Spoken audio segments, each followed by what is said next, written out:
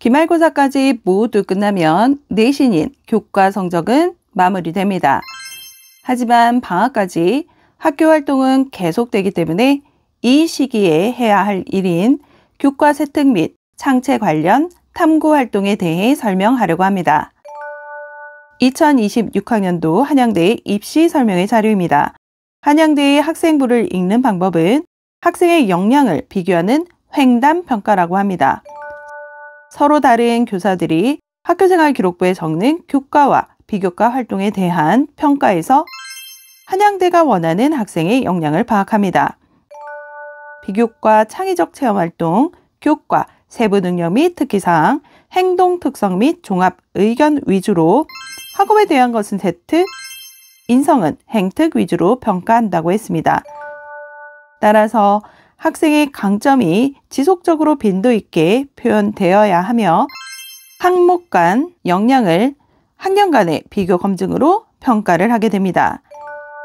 2026학년도에서 서류 평가를 위한 지표를 기초 학업 역량, 심층 학업 역량, 진로 탐구 역량, 공동체 역량으로 수정했습니다. 이는 2028학년도 입시의 변화를 염두에 둔 평가 항목의 수정이라고 판단할 수 있습니다. 한양대의 이런 변화에서 알 수 있듯이 학생들의 역량 평가는 학교생활 기록부의 수치로 표현되는 내신 성적과 교사가 정성평가 후 기록하는 세특 등이 중요한 판단 기준이 됩니다. 학교에서는 교수 학습 및 평가 운영 계획을 세우고 각 과목별로 지필평가와 수행평가의 주제와 시기를 알려줌으로써 학생들이 평가에 미리 대처할 수 있도록 했고 과목별 교과 세특을 어떻게 기재해야 하는지 도움 자료를 교육부와 전국 시도교육청에서 만들어 배포했습니다. 이 도움 자료에 따르면 교사들의 정성평가가 중요해짐에 따라 학생들의 과제 수행 과정과 성취 수준, 그리고 학생의 역량과 교사의 총평을 과목별로 예를 들어서 설명하고 있습니다. 화면은 국어 교과의 예시 자료로 조선시대 자화상에 대해 읽고 발표하기, 판소리에서의 학업 요소를 활용해서 창작극 만들어서 발표하기라는 두 개의 과제를 어떻게 수행했는지와 그 과제를 통해 보여줄 수 있는 역량과 교사의 총평이 기록되었습니다. 대학에서 학생을 평가하기 좋도록 교사의 총평이 두 갈식으로 가장 먼저 나와 있고 학생의 성취 수준, 과제 수행 과정 및 결과와 역량 순으로 작성되었습니다. 다음은 수학 교과의 예시 자료입니다. 성취 기준과 평가 과제가 한 개 있을 때의 예시로 교사의 총평과 과제 수행 과정과 결과가 자세히 기록되었습니다. 그 다음 학생의 성취 수준, 역량 순으로 작성했습니다. 교과 성적만으로 알 수 없는 학생의 과제 수행 과정과 역량이 교과 세특에 자세히 기술함으로써 간격이 넓어진 내신과 공통 과목 수능에서 변별력이 약화되는 것을 보완하는 중요한 평가 요소가 되는 것입니다. 이런 학생들의 과제 수행 능력을 위해서는 지필평가 이외의 여러 활동들이 있어야 합니다. 이것을 탐구 활동이라고 통칭하며 지금 화면에 이 키워드들이 어떻게 잘 연계되고 유기적으로 스토리를 만들어지는지에 따라 학교생활 기록부의 핵심이 결정됩니다. 이 스토리는 같은 학년에서의 교과와 비교과의 활동, 학년을 올라가면서의 심화 활동이 연계되어야 만들어집니다. 이 탐구 활동의 시작은 호기심 또는 질문입니다. 독서를 통해서 호기심이 생길 수도 있고 수업 시간의 진로와 연관된 궁금증일 수도, 일상생활의 질문이 시작일 수도 있습니다. 예를 들어 요즘 더워진 날씨를 겪으면서 지구의 온난화를 걱정하고 에어컨 사용으로 인한 이산화탄소 배출량을 기사에서 지적한 것을 생각합니다. 그럼 이런 지구온난화가 우리나라에 진짜 안 좋을까라는 생각을 해봅니다. 지구온난화 1.5도라는 프로젝트도 알아보고 알프스 산맥이 녹아내려 스위스와 이탈리아의 국경선이 변경된다는 것도 찾아보면서 탐구를 시작하게 됩니다. 그러다 해수부 이전과 북극을 통한 항로 개발까지 확장하게 되는 거죠. 이런 과정들을 통해서 탐구 활동은 계획적으로 이루어져야 합니다. 시행착오를 겪을 수는 있지만 고1에 국한시켜야 합니다. 기본적으로 탐구 활동에는 동기나 계기가 필요합니다. 이 동기와 계기를 학교 활동이나 수업, 독서에서 찾으면 가장 좋습니다. 질문을 통해 큰 주제를 찾고 그 주제를 토픽으로 검색해야 합니다. 다양한 뉴스 검색을 하고 관심 있는 뉴스가 검색되면 주제를 좁히고 자기가 원하는 키워드를 논문 검색 사이트에서 찾아봅니다. 그러면 그 키워드가 들어가 있는 수많은 논문들이 뜨게 될 겁니다. 그 중에 관심이 있는 논문을 읽어보고 이와 연관된 독서 활동으로 심화시켜야 합니다. 이를 형식을 갖춘 보고서나 발표를 통해 보여줘야 합니다. 여기까지가 탐구 활동의 끝일까요? 이렇게 보고서를 쓰고 발표를 하다 보면 보완 필요성을 느끼고 그 후 당연히 그에 이어서 후속 활동으로 이어져야 합니다. 여기에서 주의할 점은 우리들은 고등학생이라는 점입니다. 학생부를 평가할 때 대학교에서는 매년 비슷한 주제의 학생부를 수없이 보게 된다고 할 때 이분들이 관심을 갖게 되는 것은 무엇을 연구하는 과정에서 어떻게 해놨는지, 어떤 동기가 있었는지, 어떤 탐구 과정을 거쳤는지를 알고 싶어 합니다. 서울시립대 2026학년도 설명회 자료에서 학생부 종합전형에서의 면접 질문 예시입니다. 국제관계학과에 지원한 학생에게 국제평화주의를 탐구하면서 라고 질문의 서두를 꺼냅니다. 그리고 탐구 과정에서 알게 된 국제평화주의의 정의와 분쟁 해소에 실패하는 구조에 대한 설명을 요구합니다. 생명과학과에 지원한 학생에게 직접 그림을 그려서 표현했다는 세특의 문구를 보고 그림을 표현해서 설명하라고 질문합니다. 철학과에 지원한 학생의 동아리 활동에서의 쓴 글에 대해 질문하고 융합응용화학과에 지원한 학생의 실험에 대해 질문합니다. 즉, 대학의 입학사정관들은 탐구 보고서만 보는 것이 아니라 보고서가 나오기까지의 모든 과정을 평가하기 때문에 과정이 가장 중요합니다. 이것을 바탕으로 대학교에서는 학생의 역량을 파악하고 학생들에게 궁금한 것을 질문하는 것입니다. 이제 차별화된 탐구 활동에 대해 설명해 보겠습니다. 단순 요약은 좋은 활동이 아닙니다. 요즘은 AI에 요약해달라고 하면 멋지게 요약해 줍니다.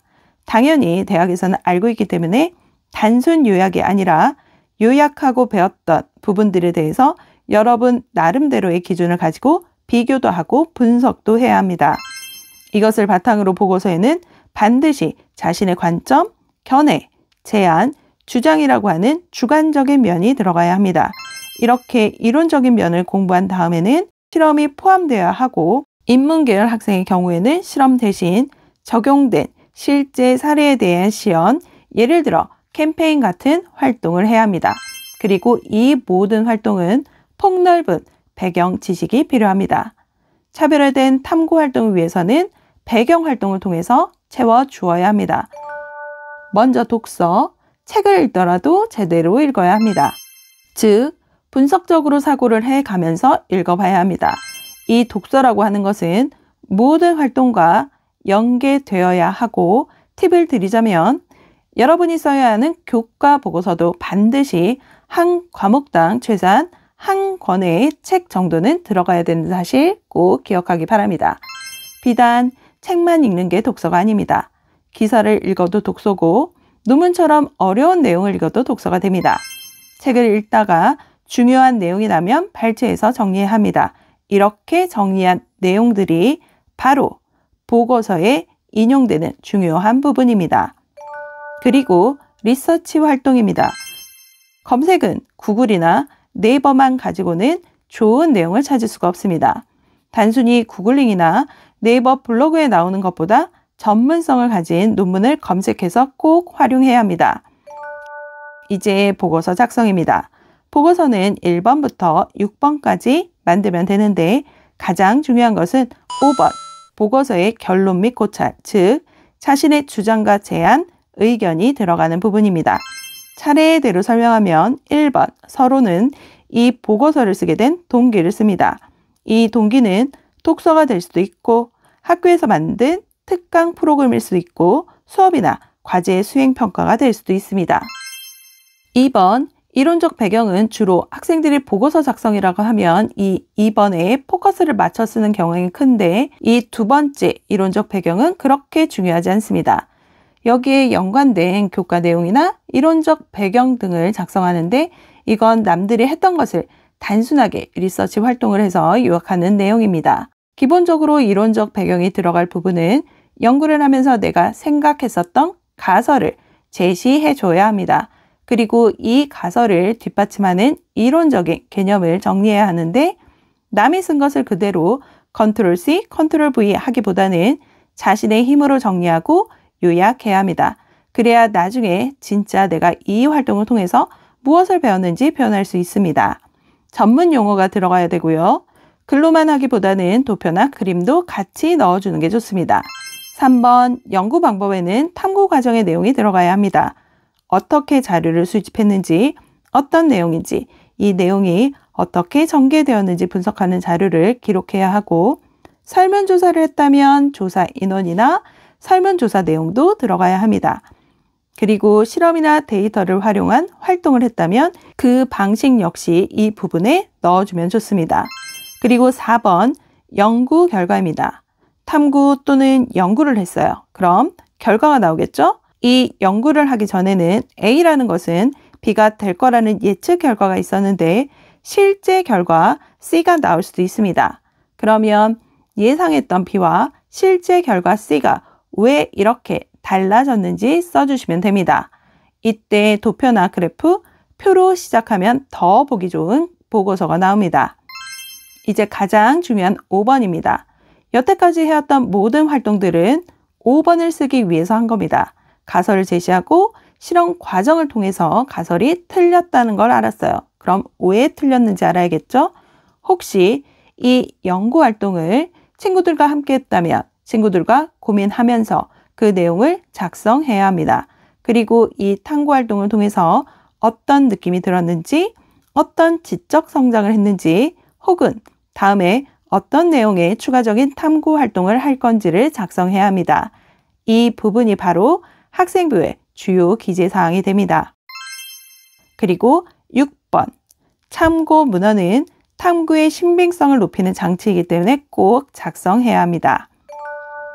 자연계열로 진학하는 친구들은 실험을 반드시 해야 합니다. 1학기 때부터 하면 좋겠지만 1학기 때 놓쳤다면 2학기 때는 반드시 해야 합니다.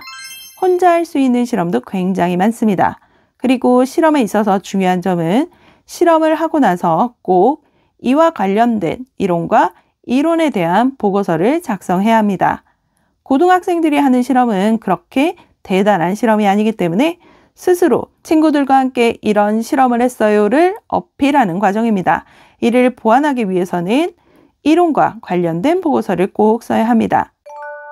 그리고 요약 초록도 매우 유용합니다. 일종의 자기평가서인데 발표나 보고서를 제출할 때 첨부하고 발표 PPT와 보고서와 함께 파일로 반드시 저장해야 합니다. 나중에 3학년 가서 면접 준비를 할 때 이 요약 초록의 위력을 실감할 수 있습니다. 마지막으로 발표입니다. 중학교 때부터 PPT를 이용한 발표를 많이 하는데 PPT를 잘 만든다고 해서 그 내용이 좋다고 할 수 없습니다. 발표는 발표일 뿐입니다. 그리고 PPT 내용은 줄글로 쓰지 말고 자신이 생각하고 있는 것을 시각적으로 표현하는 용도로 사용해야 합니다. PPT 한 장의 구성은 사진과 도표, 그리고 이를 표현하는 한 문장 혹은 키워드로 이루어진 단어만 제시해도 충분합니다. 이에 대한 설명은 말로 하고 발표 시간은 가급적 5분 이내로 줄이고 중요한 것은 보고서로 꼭 제출해야 합니다. PPT 발표하기 전에 PPT와 관련 자료를 출력해서 담당 선생님께 제출해서 미리 선생님과 내용에 대한 교감이 있어야 합니다. 친구들 앞에서 발표하는 것에 대해 불안하다면 각 시트별로 스크립트를 작성해서 반드시 연습해야 합니다. 발표는 PPT 작성보다 전달이 더 중요합니다. 이번 영상을 보고 차별화된 탐구 활동을 해서 좋은 학생부를 만들기를 희망합니다. 영상을 보고 궁금하신 부분은 댓글로 남겨주세요. 구독, 좋아요, 알림 설정은 영상 제작에 큰 힘이 됩니다.